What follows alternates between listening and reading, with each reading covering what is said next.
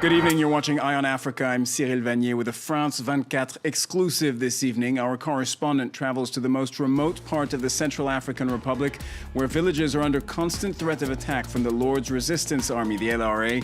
As Anthony Fouchard finds out, their first line of defense is a radio.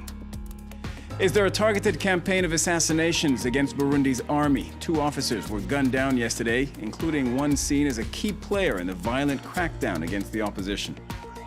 And Cameroon is now using drones in the fight against Boko Haram, unmanned vehicles that don't need to be super high-tech to provide a new vantage point of the battlefield. Dominique Ongwen will stand trial in The Hague. The International Criminal Court ruled today that there was enough evidence to try this former commander of the Lord's Resistance Army. He's accused of murder, torture, keeping sex slaves, and recruiting child soldiers in Uganda.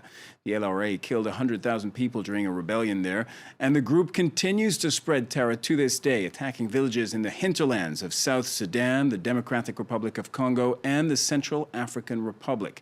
And that's precisely where this report was filed. NGOs have been providing radios to local communities so that they can sound the alarm when LRA fighters launch an attack. Anthony Fouchard has this story with Caterina Vitozzi. Every morning, it's the same routine.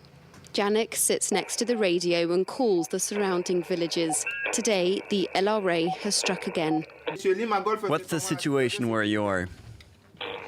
An operator has told us about an attack in a village called Dembia. It was attacked between 5 and 9 o'clock this morning. It's believed that it was the LRA that was behind it. They were armed with AK-47s, rocket-propelled grenades, and wore military uniforms. So we are going to alert the security forces. American Special Forces, Ugandan soldiers and the Central African Republic's army have chased the LRA across the region. Whenever the rebel group's movements are detected, the soldiers set off in pursuit. Normally, we get information from the U.S. Army or from our friends in the Ugandan army, as well as from hunters and villagers. So straight away, we set off on patrol, either on foot, by vehicle, or by helicopter, to stabilize the situation. In event of an attack, the radio community transmits information almost in real time. In Mboki, deep in the bush, it's the only way people can protect themselves. Before, when we didn't have the radio, we really suffered. But now we have our radio. If we hear that the LRA are about to attack us, we can quickly prepare ourselves, thanks to the radio. But despite the radio warning system, the LRA's killed or kidnapped more than 200 people in Central African Republic since the start of the year. 2 officers of the Burundian army were assassinated yesterday in the capital Bujumbura, raising fears of an uptick in violence in a country that remains tense. One officer was shot outside a bar, the other was gunned down inside army headquarters. He was thought to have played a role in torture and forced disappearances in opposition neighborhoods. Duncan Woodside is our regional correspondent. Duncan, good evening. You've been in and out of Burundi covering last year's crisis for us that was sparked by the president's re-election bid. Now, one of the officers was killed by a fellow soldier. What does this tell us, Duncan, about Burundi's armed forces at the moment? Well, certainly the senior officer who was killed within the Ministry of Defense was killed by someone in military uniform. That's something that's been confirmed by the army, and it would appear that, yes, that's a soldier inside the Ministry of Defense who's taken out this senior officer, and obviously that's a very worrying sign, particularly since it happened in the middle of the day. It's a real question mark again about the coherence and viability of Burundi's army in the wake of the beginning of that political crisis, which kicked off, of course, in late April last year. That was sparked by President Pierre Nkurunziza, the incumbent president, being selected by the ruling party as its candidate for presidential elections, a decision which kicked off street protests and a failed coup. What we saw during those street protests was that some elements of the army were seeking to protect civilians, whereas others were much more favourable towards the regime. So a really fluid situation and long-standing concerns now, almost a year since the beginning of that crisis, about the coherence of Burundi's army. And since that crisis began, several rebel groups have taken up arms against the president. How much of a threat do they represent today? That's right, yes. Since the beginning of the crisis, there have been various rebel activities which have taken place, attacks against military camps in December of last year in the capital and close to the capital, also an attack in the north of the country which appeared to be launched from perhaps inside Rwanda, where there are refugee camps housing now tens of thousands of Burundian refugees. Now, the rebellion is officially led by the coup plotter, the main coup plotter, that's General Godefroid Niyombare.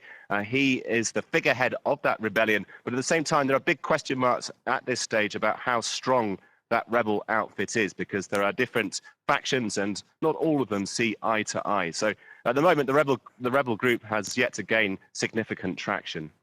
All right, Duncan Woodside reporting live from Nairobi on the goings-on in Burundi. Thank you very much. The opposition in Congo-Brazzaville rejects the results of Sunday's presidential election. According to a preliminary tally, the incumbent president, Denis Sassou Nguesso, easily won re-election with 67% of the vote. But several of his rivals say that the poll was rigged. Our partner radio station RFI managed to speak to one of them, despite a blackout on communications imposed by the government. I reject these results because, for me, it's impossible for the candidate Denis Sassou Nguesso to be leading this poll with the percentage that was communicated. The people will act in consequence to this result. I think they've been robbed. Personally, I think we need a recount so that we can be certain of the results. According to other opposition candidates, independent vote counting puts the president no higher than 4th place. Reporting on this election and the aftermath remains extremely difficult. A group of foreign journalists was harassed today in Brazzaville, and France 24 was not granted authorization to cover it. And in Niger, the newly re-elected president wants to come across as a uniter following Sunday's contested poll. Mahamadou Issoufou officially won over 90% of the votes in a vote that was boycotted by the opposition. Well, today, he says he is willing to work with his rivals for the good of the country. I am ready, in the interest of our country and our people, to set up a national unity government, to welcome the opposition to contribute to the government, because I believe that our country, and not just Niger, but African countries, are in a democratic transition. They are fragile countries.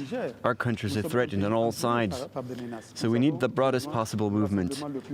That is why I'm calling on the opposition that we can cease our fruitless disputes. We have to unite in the interest of our people and to answer the people's aspirations. One of the challenges facing not just Niger, but the entire region is the insurgent threat of Boko Haram. The local affiliate of the Islamic State group has destabilized Nigeria, launched attacks in Chad, and increasingly in northern Cameroon, with no less than 6 suicide bombers since the beginning of the year. And as Cameroon's army tries to contain that threat, it has begun to use drones, but not the military kind. As Ben Barnier shows us, these are just standard off-the-shelf drones fighting Islamic terror. A plastic bug fighting a regional plague. The army of Cameroon is now equipped with drones and uses them to spot Boko Haram's positions. It allows us to save precious human resources. It's a safer procedure. It does not mean that the soldiers posted here are not committed to the region's security. It just makes their job a little safer. The task at hand is to monitor Cameroon's border with Nigeria. A particularly tricky job done by Cameroon and its neighbors. In this fierce battle against the terror group, drones are a welcome addition to the army's arsenal. We can monitor areas within a range of 2 to 3 kilometers. We use our drones for surveillance purposes. We have other tools too, but cannot show them to you. Despite the new technologies and the troops' commitment on the ground, local populations pay a heavy toll. Since 2009, an estimated 18,000 people have been killed by Boko Haram. And finally, before we wrap up, in South Sudan, some comic relief amidst a civil war that has dragged on for 2 years now. The country's first ever stand-up festival was held in the capital, Juba.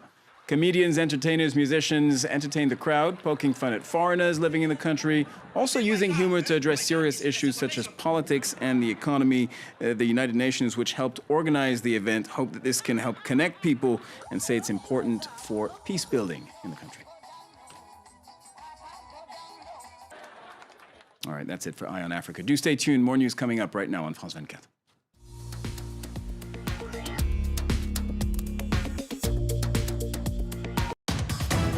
Breaking news on France 24 and France24.com.